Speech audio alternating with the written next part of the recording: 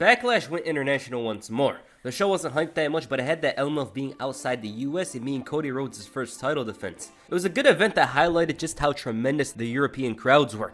Leon France held this event. To say it was exciting would be an understatement. WWE is kind of lucky that they could take things slow and use it as an excuse for this build. I wasn't interested in any match on the show barring one.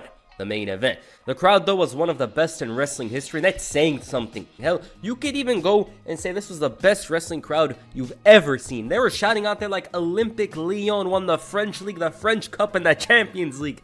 It was ridiculous. One of the best crowds ever. They made the commentators seem like they were prime Stone Cold when they came out, and WWE went on the fact that whatever they put out, people were gonna watch, and that's exactly what happened here. So right now, let's get into it. The first match on the show was a tag team match. Kevin Owens and Randy Orton faced Tama Tonga and Solo Sikoa. The story of the bloodline is taking a turn. Roman Reigns' hiatus away has allowed for many changes to happen. What was once a strong empire, the bloodline had fallen into ruins in the aftermath of WrestleMania. Jimmy Uso was kicked out, Tama Tonga debuted, and Solo sees a clear path to where he can become what Roman once was. This is very interesting because it allows for the tribal chief to come back and challenge Sikoa on what he's done. The reason why that's good is not because we have to watch a long Solo Sikoa match, but because Roman Reigns turns face and changes his style all around. This match was chaotic in the beginning, which led to Nick Aldis making it a no DQ match.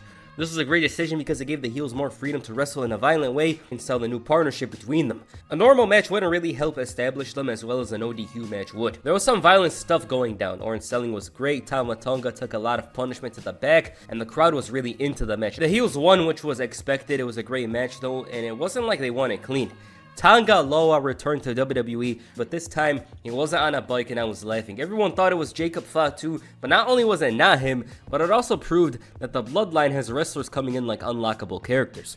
So there it is. This is a good opener, very exciting, great stuff. Crowd reaction was tremendous for Kevin Owens and Randy Orton. They loved them. They absolutely despised Solo Sikoa, and the debut was a bit of a shocker. I only see him as an additional like body with the bloodline. I don't really see much with him, but he matches the vibe with the faction. He's literally related to them, so it makes sense. Alright, the next match is a triple threat match for the WWE Women's Championship. Bayley defended the title against Tiffany Stratton and Naomi.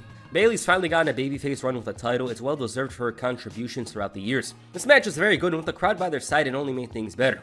The action never got dull, and with the way the match went, I wouldn't have a problem with a rematch. Bayley retained, of course, but the other two had strong performances that only make their future look brighter. Naomi and Tiffany Stratton did well with their position, and I wouldn't be shocked if they run it back sooner rather than later. Great stuff. The next match is the World Heavyweight Championship. Damian Priest defended the title against Jey Uso. This was somewhat surprising for a first title defense. We went from Seth Rollins and Drew McIntyre to this already, but even though it was a downgrade, I was willing to give it the benefit of the doubt. The story was mostly about Priest and his problems with the Judgment Day. He wanted to do things alone as opposed to needing their help, and at times, it was caused to get matches.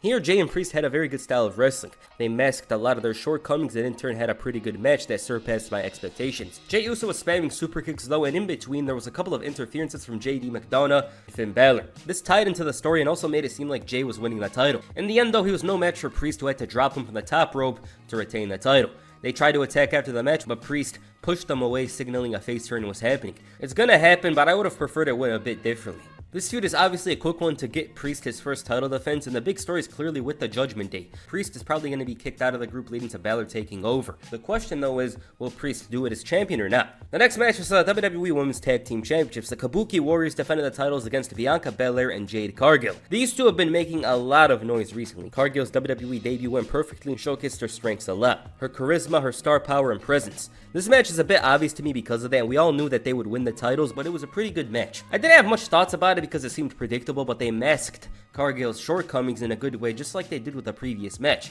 EST was a workhorse while Cargill was a hot tag sequence that changed everything about the match. Asuka and Kairi once again showed their level of talent here, especially Asuka, who's 41 but still rolling around like she's in her peak. Jade was the weakest part, which was expected. She's kind of green. I heard some say the ref was talking to her at some point, but I couldn't hear any of it. I see this titling going on through the summer, leading to Jade turning heel. I don't see it being Bianca because there's more to offer with Cargill as a heel. And the main event, Cody Rhodes defends the WWE Championship against AJ Styles. This is the match I was waiting for. It carried this pay-per-view for me because if it wasn't the main event, I'd have zero interest in the show. I just didn't care that much about them. I watch a pay-per-view for great matches, and what this card had to offer wasn't that interesting to me. I'm gonna be honest with you guys. With that said, it's been a couple of weeks into Rhodes' title reign, and people are already complaining. There was one point where Cody had 2 promos, and people were like, oh, it's bad. Roman was a better champion. This guy didn't even have a chance to have his first match, yet people are whining like he held the title for 3.5 years. When it comes down to it, in a couple of months, we'll see how the title reign goes, but for the moment, just watch. The thing is, people like their agendas being proven true. They like being validated, and if you hate on something enough, maybe it becomes true. But we got a great main event. We don't want to talk about that stuff. This is not the video for that.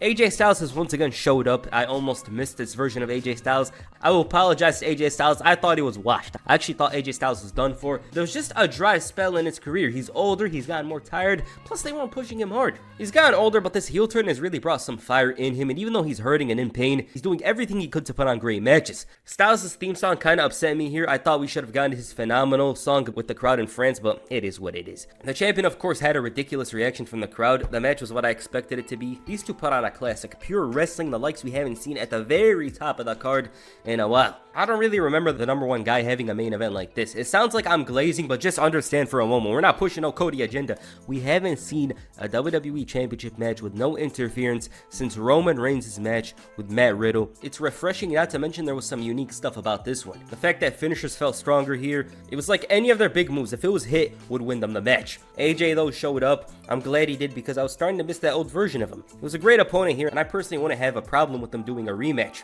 Great stuff with Cody kicking out of a burning hammer and showing fighting spirit. It reminded me of one of those AEW spots where the guy kicks out at 1 and makes a comeback. Shockingly, that actually never happened there with a burning hammer. Kayfabe explanation, storyline explanation. AJ didn't master the move in storyline, and he ended up messing up. Cody makes a comeback, and he dropped Styles with the Crossroads to retain the title. Great stuff. This is a main event. At the end of the day, this is what I missed.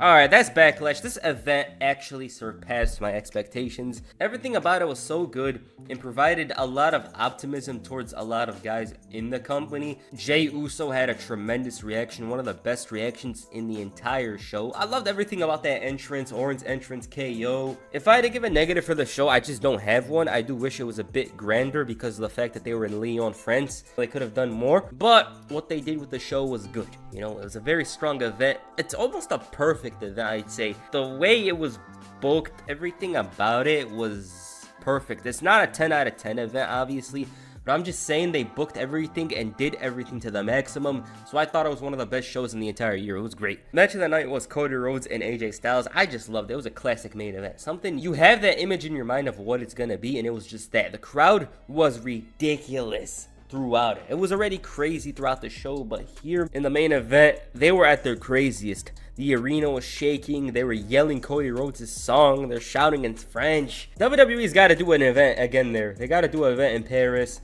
I don't know if they could do an event in Brussels and Belgium, but I'm just looking forward to some interesting stuff. A show in Amsterdam, Madrid, do another show in England. It doesn't have to be in London. It could be anywhere else. But they know better than us. You know, at the end of the day, WWE knows better than us how to book these events. But I'm just hoping they do more in Europe and South America because here, these crowds are hungry. They're starved. They're very interested in the shows and they're very invested. They make the shows better. Even if the matches here were underwhelming, I was always going to like this event because of the crowds. So yeah. Alright, what you guys think of Backlash? Please comment down below, and that's it for this video. Make sure you hit the splash on the like button and perhaps the crossroads on the subscribe button. Peace, I'm out.